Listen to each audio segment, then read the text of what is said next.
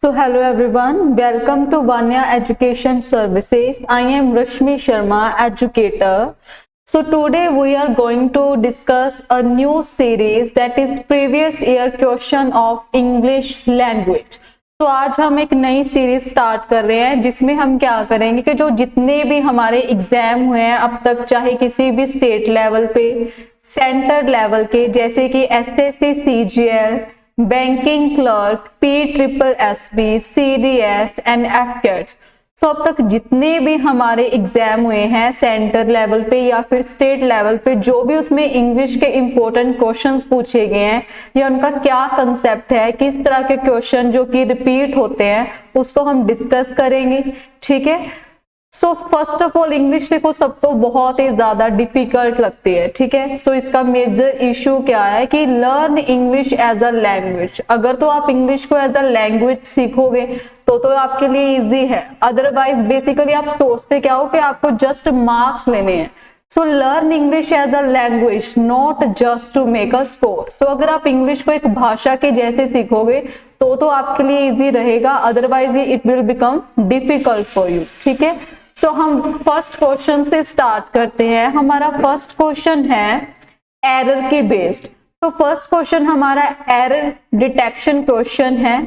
Basically error का मतलब क्या होता है? एरर का मतलब होता है गलती। एरर का मतलब क्या होता है? गलती। डिटेक्शन का मतलब क्या होता है? किसी भी गलती को डिटेक्ट करना, मतलब कि गलती निकाल। ठीक है, सो हमारे पास कुछ सेंटेंस होंगे जिसमें कि कुछ ग्रामेटिकल एरर होगी, और वो जो ग्रामेटिकल एरर है वो नाउन बेस्ड हो सकती है, पर noun based part of speech होंगे, जैसे आर्टिकल है, नाउन, पर नाउन, एडजेक्टिव, एडवर्ब या फिर related to tense, preposition, conjunction. तो जो भी हमारे पार्ट ऑफ स्पीच है उसके अकॉर्डिंग हम ग्रामर में देखेंगे कि क्या एरर है किसी भी क्वेश्चन के बीच में। ठीक है, सो हम फर्स्ट क्वेश्चन डिस्कस करते हैं। हमारा फर्स्ट क्वेश्चन क्या है? The future of food companies seems quite secure on to ever growing demand. तो देखो फर्स्ट पार्ट में क्या है? The future of food companies. हम किसके बारे में बात कर रहे हैं? फूड कंपनीज के बारे में बात कर रहे हैं। तो फूड क्या है? एक डेफिनाइट चीज है, इसलिए यहाँ पे हमने आर्टिकल क्या लगाया है? The article. सो इस पार्ट में तो कोई गलती नहीं है। नेक्स्ट है सीम्स क्वाइट सिक्योर। अब देखो कंपनीज क्या है? कंपनी सिंगुलर है, तो इसके साथ वर्ब भी क्या आएगी? Singular, that is first form of the verb, उसके साथ एस लगा हुआ है। तो ये कौन सा टेंस है? That is a past indefinite tense. ठीक है, उसके बाद नेक्स्ट पार्ट में क्या है? On to ever growing demand. अगर आपको प्रेपोजिशन पता होगा तो जो हमारा ये सेंटेंस है इसमें किस पार्ट ऑफ स्पीच की एरर है? इसमें प्रेपोजिशन की एरर है कि कभी भी ऑन टू नहीं होता। On two is a wrong. ठीक है, क्या होएगा इसकी जगह पे? इसकी जगह पे होना चाहिए owing to. So the future of food company seems quite secure owing to ever growing demand। तो यहाँ पे जो हमारी प्रेपोजिशन आएगी वो क्या आनी चाहिए? owing आनी चाहिए। क्यों? अब देखो कई बार क्या होता है किसी सेंटेंस में हमारे पास दो वर्ब इकट्ठे आ जाती है, जैसे दो वर्ब इकट्ठे आ जाती है ना, मेन वर्ब उसके बाद कोई वर्ब आ गई।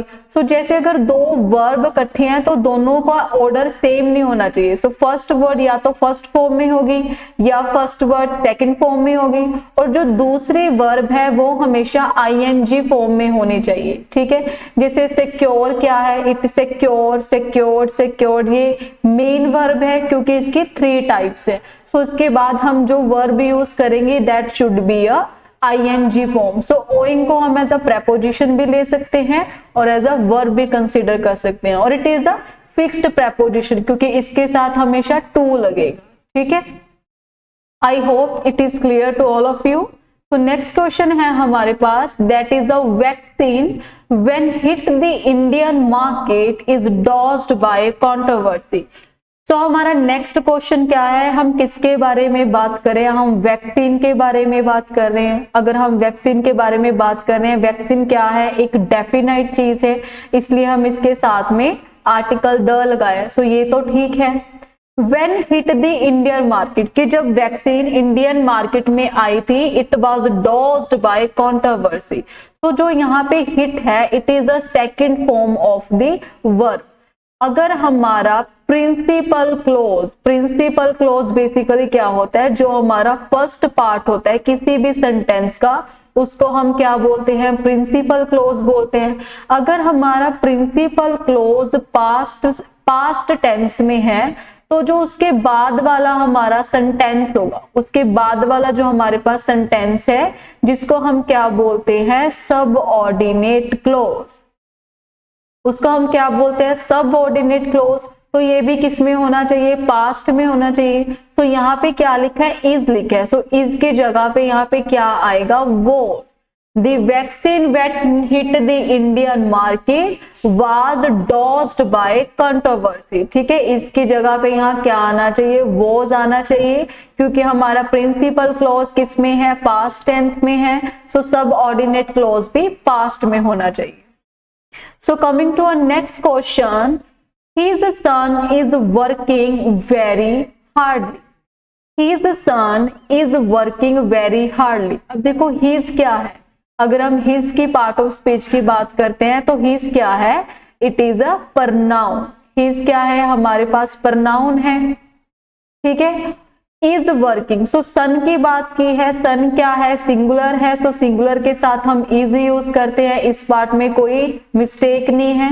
और इसके साथ हमने क्या यूज किया है, वर्ब की फर्स्ट फॉर्म के साथ आईएनजी यूज किए। अब जो नेक्स्ट पार्ट है हमारा 3 पार्ट, इसमें क्या है, वेरी। अगर हम वेरी की पार्ट ऑफ स्पीच की बात करते हैं, so it is a adverb. Very क्या है, हमारे पास एडवर्ब है। और जो कोई भी वर्ड अगर ly से खत्म होता है, जैसे कि हम बोलते हैं ब्यूटीफुली, ब्यूटीफुली हो गया, केयरफुली, या फिर हम बोल देते हैं क्विकली। सो अगर कोई भी वर्ड ly से खत्म होता है तो उसकी पार्ट ऑफ स्पीच क्या बन जाती है, इट बिकम एडवर्ब इटसेल्फ। ठीक है, सो अपने आप में वो एडवर्ब बन जाता है। सो वेरी ऑलरेडी एडवर्ब है। सो एडवर्ब के साथ ही तो नहीं आएगा, 2 एडवर्ब कभी भी एक सेंटेंस में एक साथ नहीं आ सकती। तो यहाँ पे हार्डली की जगह क्या होना चाहिए, it should be a hard. So C part में एरर है। कौन से पार्ट में एरर है, सी पार्ट में। His son is working very hard, क्योंकि 2 एडवर्ब कभी भी एक साथ इकट्ठे नहीं आ सकती। तो coming to a next question, that is, do you know that it was I who has done this piece of beautiful work। तो अगर हम फर्स्ट पार्ट की बात करें, हमारा फर्स्ट पार्ट क्या है, do you know, क्या आपको पता है। तो ये do हम कहाँ पे यूज करते हैं, do you know, ये एक इंटेरोगेटिव टेंस है। इंटेरोगेटिव कौन सा, प्रेजेंट इंडेफिनिट टेंस।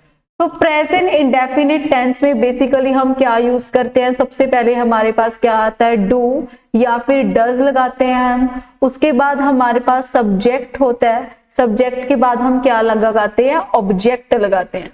सो अगर तो हमारा सब्जेक्ट सिंगुलर है, अगर तो हमारा सब्जेक्ट क्या है, सिंगुलर। सिंगुलर बेसिकली क्या होता है, जैसे ही, शी, एनी नेम या फिर इट, इसको हम क्या बोलते हैं, सिंगुलर। सिंगुलर के साथ तो हम डज लगाते हैं, बट अगर हम प्लूरल सब्जेक्ट की बात करते हैं, जैसे कि आई, यू, वी एंड दे, तो ये प्लूरल सब्जेक्ट है, इसके साथ हम क्या लगाएंगे, डू लगाएंगे। तो इस पार्ट में कोई गलती नहीं है। Do you know that it was I, क्या आपको पता है कि मैं वह था। तो यहाँ पे हमने क्या देखा, वॉज क्या है, दैट इज पास्ट। तो अगर हमारा हाफ पोर्शन किसी भी सेंटेंस का, हमने लास्ट पढ़ा है कि अगर हमारा हाफ पोर्शन किसी भी सेंटेंस का पास्ट में है, तो हमारा सब ऑर्डिनेट क्लोज भी किस में होना चाहिए, पास्ट में होना चाहिए। सो हु के बाद यहाँ पे हैज डन लिखा है, तो हैज की जगह पे क्या आना चाहिए, it should be a had done. अब हैड के साथ डन लगा है, जो कि वर्ब की थर्ड फॉर्म है। सो ये कौन सा टेंस बन जाता है, that is a past perfect tense. ठीक है, that is a past perfect tense. So अगर कोई भी सेंटेंस का प्रिंसिपल क्लोज पास्ट में है, तो उसका सब ऑर्डिनेट क्लोज भी पास्ट में होना चाहिए। I hope it is clear to everyone. So our next question is the company has ordered some new equipment. Company ने क्या ऑर्डर किए हैं? कुछ न्यू इक्विपमेंट ऑर्डर किए हैं। तो देखो कंपनी हैज ऑर्डर, यहाँ पे हैज लगा हुआ है, हैज के साथ वर्ब की थर्ड फॉर्म है जो कि कौन सी स्ट्रक्चर बनती है? That is a present perfect tense. ये कौन सी स्ट्रक्चर है? प्रेजेंट परफेक्ट टेंस की स्ट्रक्चर है, जो कि बिल्कुल सही है। ठीक है। सम क्या है? हमारे पास डिटर्मिनर है, इसमें भी कोई एरर नहीं है। सो अगर हम सी पार्ट की बात करें, न्यू इक्विपमेंट, बेसिकली इक्विपमेंट क्या है? It is a noun. Equipment क्या है? एक नाउन है। और ये कौन सा नाउन है? That is a uncountable noun. Uncountable का मतलब क्या है? जिस चीजों को हम गिन नहीं सकते उसको हम अनकाउंटेबल बोलते हैं। सो जो कोई भी चीज अनकाउंटेबल है उसको हम एज अ सिंगुलर ही रखते हैं। ठीक है। जैसे कि फर्नीचर है, फर्नीचर, या फिर हेयर, या फिर लगेज। कभी भी हम इनके साथ एस और ई एस लगा के इनका प्लूरल नहीं बनाएंगे। सो वैसे ही जो इक्विपमेंट है it is uncountable noun. Equipment क्या है? अनकाउंटेबल है। सो हमेशा इक्विपमेंट ही होगा, इक्विपमेंट्स नहीं होगा। ठीक है। सो सी पार्ट में एरर है कि यहाँ पे सिर्फ इक्विपमेंट होना चाहिए, एस नहीं होना चाहिए, क्योंकि ये क्या है? अनकाउंटेबल नाउन है। तो द नेक्स्ट क्वेश्चन इज, सो ये हमारे कुछ एरर के क्वेश्चन थे। अब नेक्स्ट जो हमारे क्वेश्चन है वो फिलिंग इन द ब्लैंक्स है, जो कि टेंसेस के ऊपर बेस्ड है, या फिर प्रेपोजिशन बेस्ड मिलेंगे आपको, या फिर conjunction based. So the first question is the housewife dash the cakes burning and ran to switch off the oven. ये जो हाउस वाइफ है, अब देखो अगर हम यहाँ पे बात करें हाउस वाइफ की, तो हाउस वाइफ हमारा सब्जेक्ट है जिसके बारे में हम बात कर रहे हैं। तो अगर हम हाउस वाइफ देखें, ये एक सिंगुलर सब्जेक्ट है।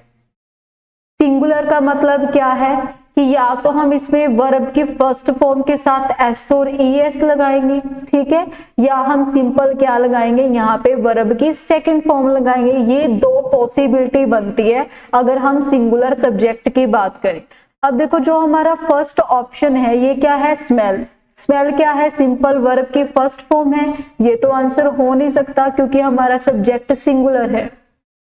उसके बाद हमारे पास है स्मेल, थर्ड ऑप्शन है स्मेल्ड, फोर्थ ऑप्शन है स्मेलिंग।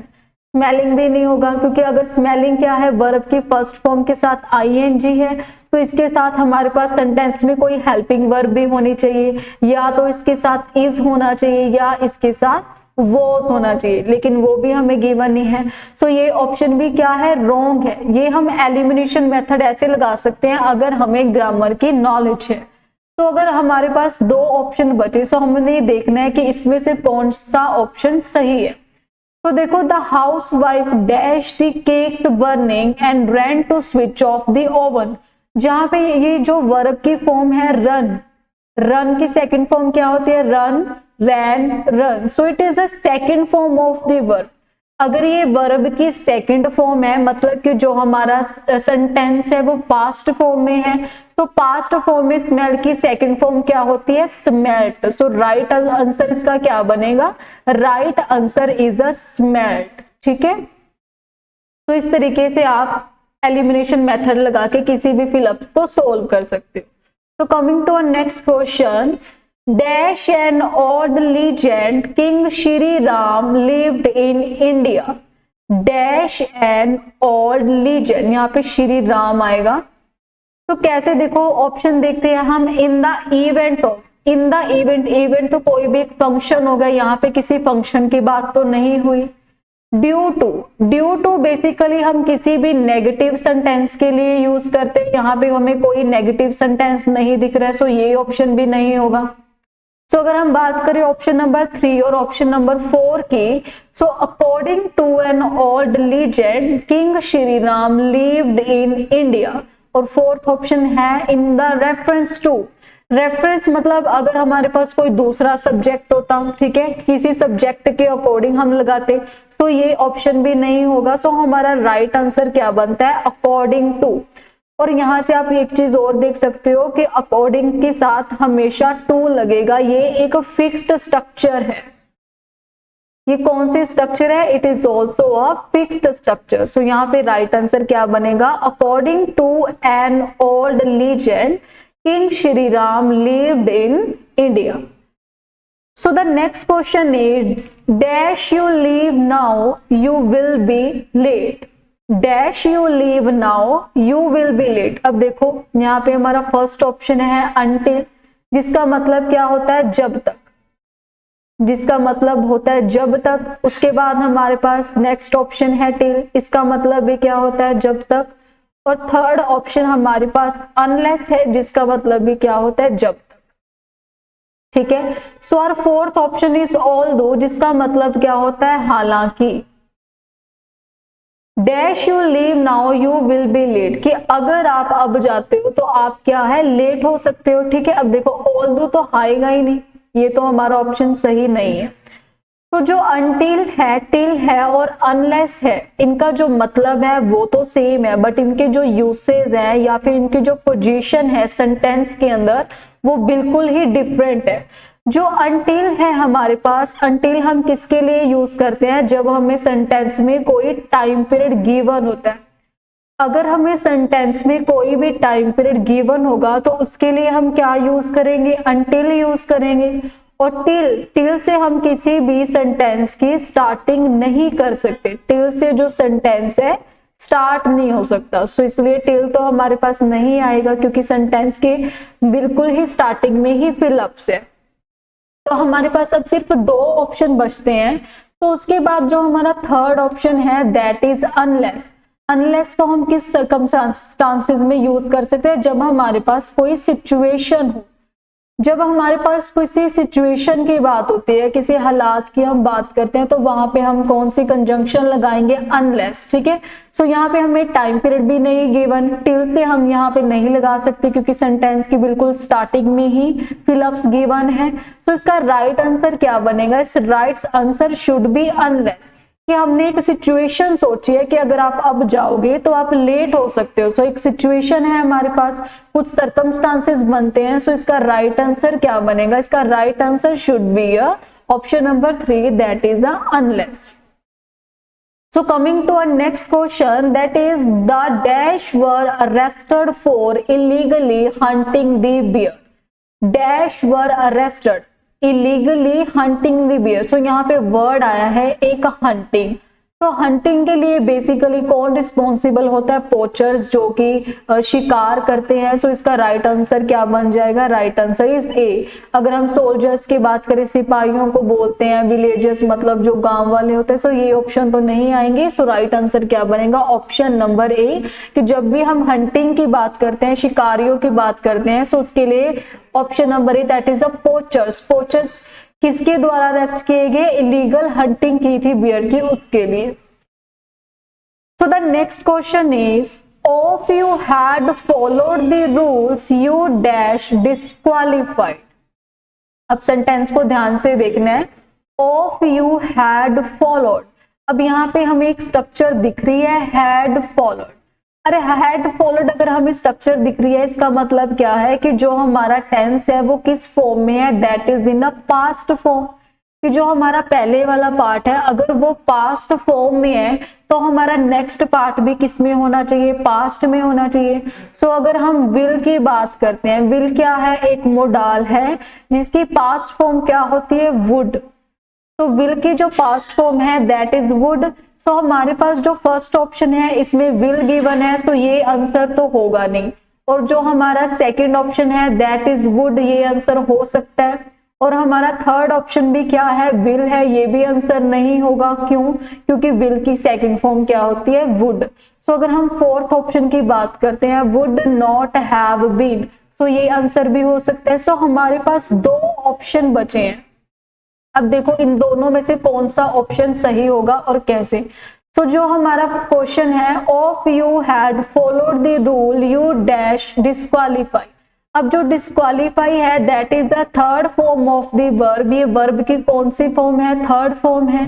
तो थर्ड फॉर्म अगर हम वर्ब की यूज कर रहे हैं तो जो हमारा नेक्स्ट सेंटेंस है वो पैसिव में होना चाहिए। सो पैसिव में हमारी जो स्ट्रक्चर है वो that is would have been. Would have been हमारी पैसिव स्ट्रक्चर है जिसके साथ हम वर्ब की कौन सी फॉर्म यूज कर सकते हैं? Third form.